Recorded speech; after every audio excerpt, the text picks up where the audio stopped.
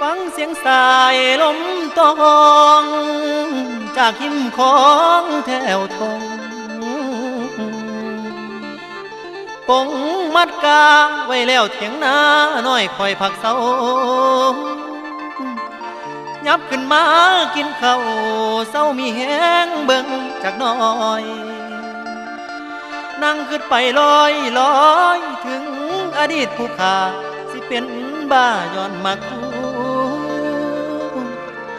เฮาคือควายบักตูหน้าตำนอถึงดำงานประจำคือไทยนาก้นพ้นเก้าหินใจทวินนางนองคือสิบ่สมปองเด้อโตน้องนอกับพี่